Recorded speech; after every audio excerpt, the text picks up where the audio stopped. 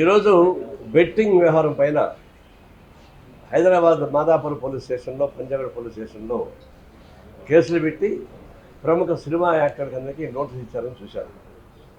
ఇది నిజంగానే కళామ తల్లి చాలా పవిత్రమైంది. పవిత్రమైన కళామ తల్లికి సేవ చేస్తున్న వాళ్ళు నిస్వార్థంగా చేయాల్సిన పని లేదు. డబ్బులు సంపాదించుకో తప్పేం లేదు.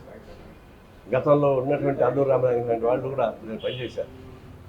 అంటే కళామ తల్లి ద్వారా వచ్చేటువంటి పాపులారిటీ, దాంట్లో డబ్బులు వస్తున్నాయి మీకు. అలాంటప్పుడు ఒక చీప్ సాహిత్యం లేదా చౌకబారి ప్రకటనల ద్వారా డబ్బుల కోసం కక్కుర్తిపడి ఇట్లాంటి బెట్టింగ్ వాటిలో మీరు పాల్గొనడం అనేది చాలా విచారకరం. ప్రజలు చాలామంది సామాన్యులు ఒక లీడింగ్ సినిమా యాక్టర్ చెప్పినప్పుడు నిజం అనుకుంటారు. ఎందుకంటే కళామ తల్లి మీకు ఇచ్చినటువంటి సర్టిఫికెట్ ఒక లీడింగ్ యాక్టర్ కాబట్టి మీరు చెప్పింది నమ్ముతారు జనం. మిమ్మల్ని ఉపయోగించుకొని ఈ బెట్టింగ్లను ఉపయోగించుకోవడంతో పాటు తర్వాత ఈ బోగస్ రియల్ ఎస్టేటు, బోగస్ బంగారం వ్యాపారం, ఆ రకరకాల పద్ధతుల్లో సినిమా యాక్టర్ దాని మీద చేస్తూ ఉన్నారు. దీనిలో కొంతమంది ఏమంటారు, తెలియక చేశానని చెప్పేసి ఒక ఆయన అంటున్నాడు. చట్టపరంగా ఉంది కాబట్టి నేను చేశాను అంటున్నాడు. ఏం చట్టం? పనికిమాలిన చట్టం. చట్టం వేరు, నైతికత వేరు. గుట్కా కూడా ఇది ఆహార వస్తువులు ఇది ఒకటని చెప్పేసి ఒక పనికిమాలిన జడ్జిమెంట్ ఒకటి వచ్చింది. దాన్ని దృష్టిలో పెట్టుకొని పాన్ పరాక్ ఇవన్నీ తయారు చేసి అమ్మేస్తూ ఉన్నారు. చాలా హీనాతిహీనమైనటువంటి పాన్ పరాక్ లాంటి వాటికి కూడా సినిమా యాక్టర్లు అడ్వైజ్ చేస్తున్నారు. దాన్ని తిని ఎంజాయ్ చేస్తారు పనికిమాలిన వాళ్ళు.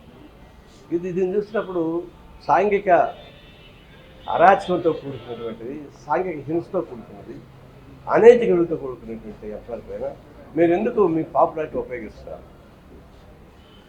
కేవలం డబ్బులు అంటే మీకు డబ్బులు ఇచ్చారు కదా, జనం సపోర్ట్ చేశారు, మీకు డబ్బులు ఇచ్చారు. ప్రతి సినిమా యాక్టర్ బ్రహ్మాండంగా అనుభవిస్తున్నారు.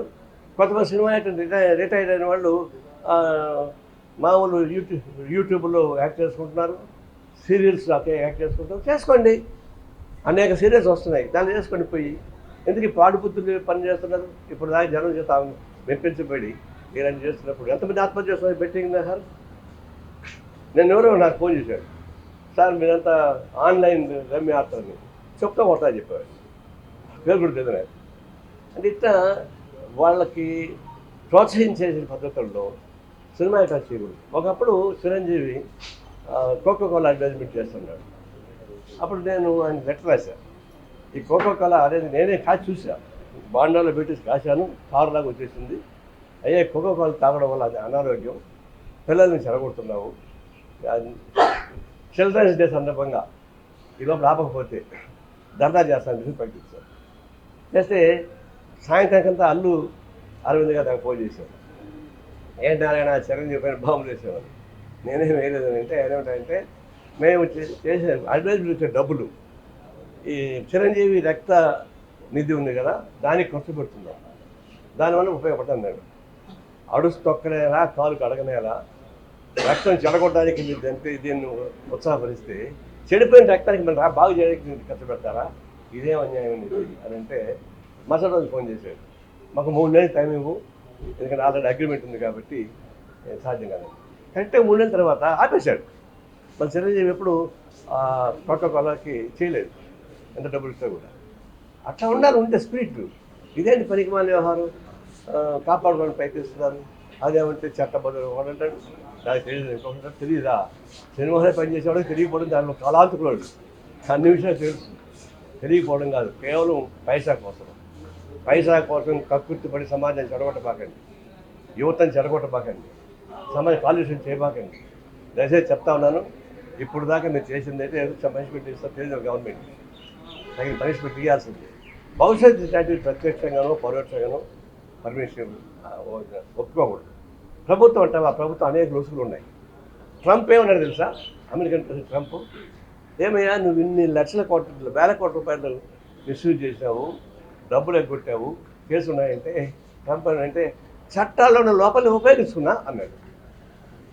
ట్రంప్ అంటే చట్టాలను ఉపయోగించుకుని తప్పు చేస్తే తప్పు కరెక్ట్ అవుతుంది. అది ఈ చట్టాలు అనేక రుసులు ఉంటాయి.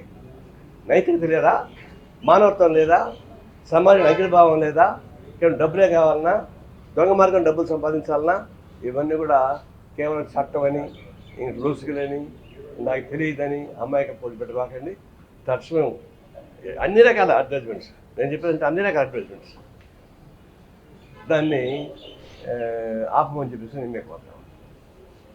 సార్ ఇప్పుడు జనాలకు వీళ్ళు ప్రచారం చేస్తేనే వాటన్నిటి ఉపయోగించే పరిస్థితి ఉంది సార్. సోషల్ మీడియా ద్వారా కావచ్చు, లేదంటే ఇతర సెల్ ఫోన్ల ద్వారా వాళ్ళంతా వాడుతూనే ఉన్నారు కదా సార్. అది కూడా వచ్చింది. ఇప్పుడు సోషల్ మీడియా ద్వారా వచ్చేటువంటి ప్రచారం కానీ, ఫోన్ ద్వారా వస్తున్నటువంటి ప్రచారం కానీ, నేను చెప్పాను కదా, నేను నాకే ఫోన్ చేశాడు సార్, అది నాకు తెలియదా వాడికి, సార్ బెట్టింగ్లు ఇది చేస్తారా సార్, పోయిన తర్వాత ఆన్లైన్ రమ్మీనా, ఆన్లైన్ రమ్మీ సార్ అంటే చెప్పుదా ఒకటాన్ని మళ్ళీ ఫోన్ చేస్తాను వస్తుంటాయి.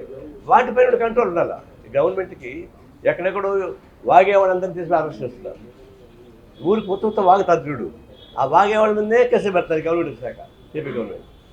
చేతలతో పనిచేశారు చూడు, అనేక criminals activities, money laundering, mafia gangs, mines mafia, liquor mafia, హత్యలు, ఇవన్నిటికి పోవడంలే. కేవలం ఆ పోసాది వాగాడంట, ఇంకోటి ఇంకేది వాగాడంట, వాగిన దాని కేసు పెడుతుంది. అది వాగాడ మీకు కేసు పెట్టడం కాదు. ఆచరణలో ఎవరైతే క్రైమ్ చేస్తున్నారో, ఆర్థికంగా ఇబ్బంది పెడుతున్నారో, ఏమని 2 days శాండ్ మాఫియా జరుగుతూ ఉంది, లిక్కర్ మాఫియా జరుగుతూ ఉంది. వాటిపైన మీరు యాక్షన్ తీసుకోకుండా ఎవరో అన్నారంటే అది కాదు. కానీ అయితే సోషల్ మీడియా యాక్షన్ తీసుకోవాలి.